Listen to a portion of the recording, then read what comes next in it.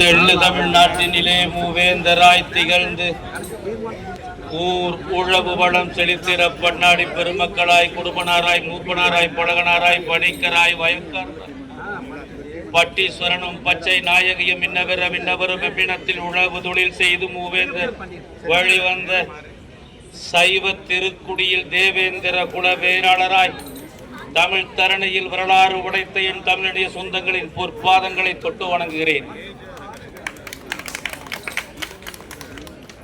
ஆன்றோர்களே, சான்றோர்களே,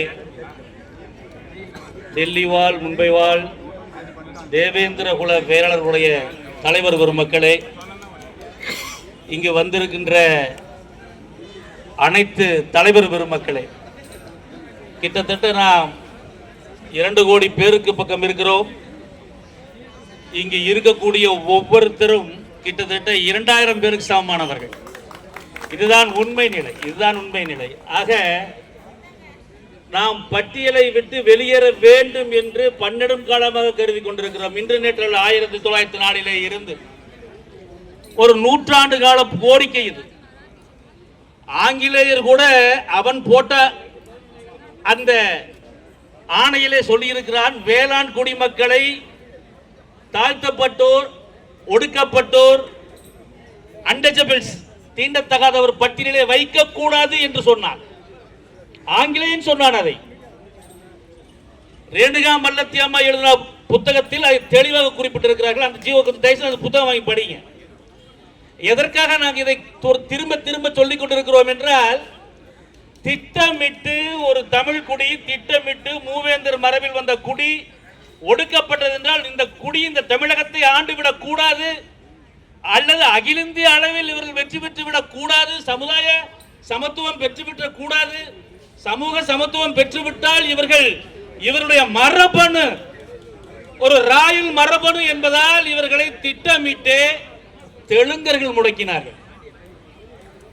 அந்த நீதி கட்சியில் இந்த தெலுங்கர்கள் தொடர்ந்து மெட்ராஸ் பிரசிடென்சியினுடைய முதல்வராக வர வேண்டும் என்ற நோக்கத்துக்காக தமிழர்களை சுக்குநூறாக உடைத்தார்கள்.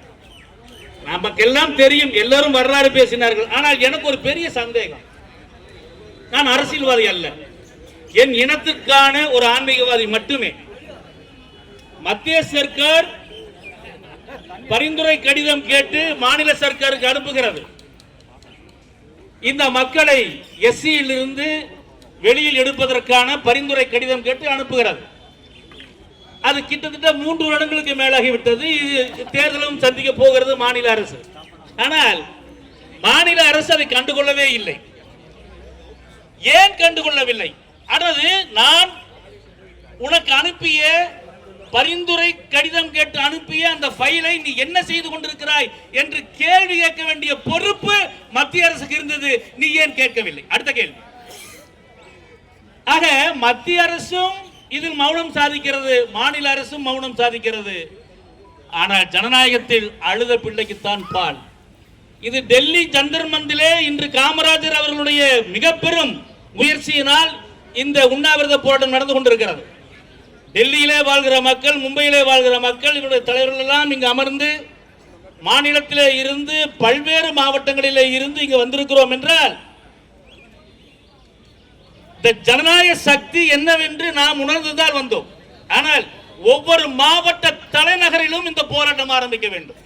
ஒவ்வொரு மாவட்ட தலைநகரிலும் இந்த போராட்டம். நான் சென்னையில் மட்டும் நடத்தினால் பார்த்தார், அது கோவை மாவட்டமாக தமிழகத்தில் இருக்கக்கூடிய அத்தனை மாவட்டங்களிலும் இந்த போராட்டத்தை எடுத்து நடத்தினால் மட்டுமே தங்களுக்கு ஓட்டு கிடைக்கும் என்று அரசியல் கட்சிகள் நினைக்கும் வரை இந்த மக்களுடைய போராட்டத்தை செவிமடித்து இந்த மக்களுடைய பட்டியல் வெளியேற்றத்தை நாம் நடத்தியே தீர வேண்டும், சட்டப்பூர்வமாக செய்தே ஆக வேண்டும் என்ற நிர்பந்தத்தை மாநில சர்க்காருக்கும் மத்திய சர்க்காருக்கும் நாம் ஊர்ஜிதப்படுத்துகின்ற வரை போராடி கொண்டே இருக்க வேண்டும். ஏதோ இன்று யார் பூனைக்கு மணி கட்டுவது என்பதை போன்று காமராஜர் அவர்கள் டெல்லியிலே இருந்து ஆரம்பிக்கிறார். இதை அவர் பிறந்தது ஈரோடு.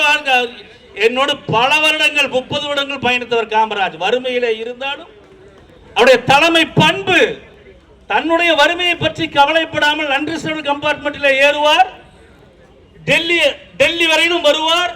இங்க இருக்கக்கூடிய சந்திப்பார், மும்பை வரையிலும் வருவார், இங்க இருக்கக்கூடிய சந்திப்பார். ஆனால் இந்த காமராஜரை நீ 3 வேளை உணவுகிறாயா என்று கேட்பதற்கான இல்லை. அவர் உண்ண உணவு, உடுக்க உடை, இருக்க இடம், இவைகளை பற்றியெல்லாம் கவலைப்படாமல் இந்த இனத்திற்காக பாடுபட்டுக் கொண்டிருக்கிறார்.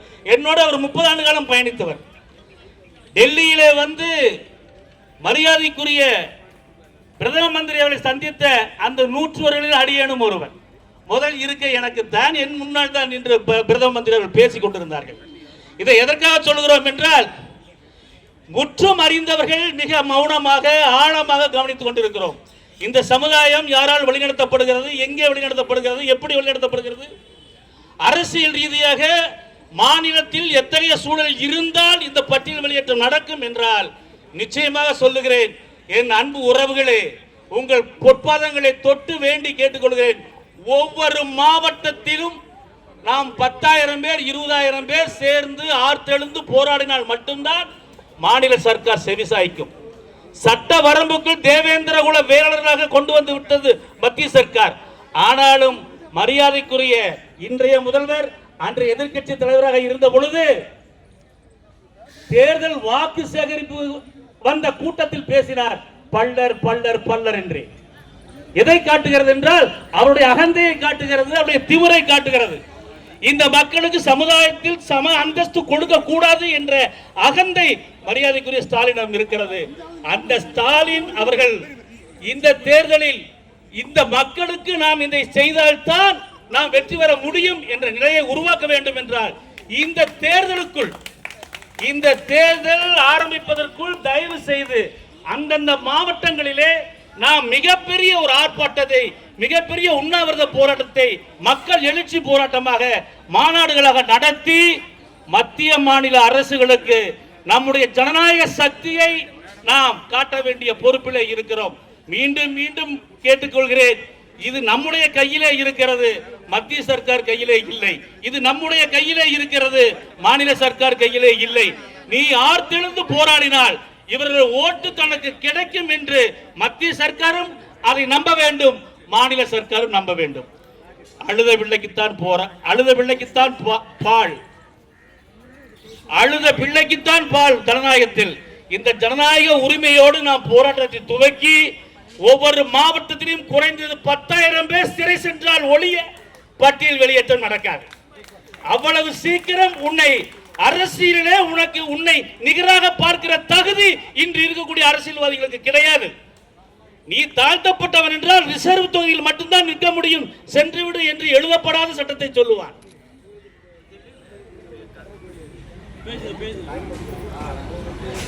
சரி சரி. ஆக அவ்வளவு எளிதில் சமுதாய சமத்துவம் பெற்றுவிட முடியாது, அவ்வளவு எளிதில் அரசியல் சமத்துவம் பெற்றுவிட முடியாது. இந்த 2 சமத்துவம் பெற்றால் ஒழிய பொருளாதார சமத்துவம் பெற்றுவிட முடியாது. நீ இந்த ரிசர்விலே இருந்து கொண்டு ரிசர்விலே வெற்றி பெற்று நீ எம்எல்ஏ வரலாம், எம்பியாக வரலாம், ஏன் ஜனாதிபதியாக வரலாம். இதெல்லாம் சொன்ன ஒரே வார்த்தையில முடிச்சு போடுவான், ஒரு எஸ்சி இந்த நாட்டினுடைய ஜனாதிபதியாக இருக்கிறார், ஒரு தாழ்த்தப்பட்ட மக்கள் இந்த நாட்டினுடைய முதலமைச்சர் ஆக்கப்பட்டிருக்கிறார் என்று சொல்லி உன்னுடைய அறிவு, ஆற்றல், திறமை, துணிவு, சுய மதிப்பீடு, சுய கௌரவம் அத்தனையும் மண்ணோடு மண்ணாக்கி விடுவார்கள்.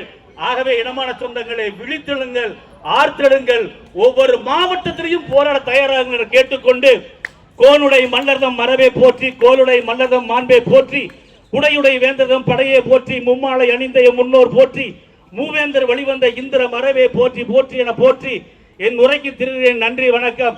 ஜெய் தேவேந்திரா, ஜெய் ஜெய் தேவேந்திரா, ஜெய் தேவேந்திரா, ஜெய் ஜெய் தேவேந்திரா, ஜெய் தேவேந்திரா, ஜெய் ஜெய் தேவேந்திரா. மிக்க நன்றி. 27ஆம் தேதி கரூர் மாவட்டத்திலே ஐயா மல்லர் சாமிநாதன் அவர்கள் பட்டியல் வெளியேற்றத்தை பற்றி ஆர்ப்பாட்டம் வைத்திருக்கின்றார். ஆகவே நாம் எல்லாம் அந்த மாவட்டத்தில் ஒன்று கூடுவோம் என கேட்டுக்கொள்கிறேன்.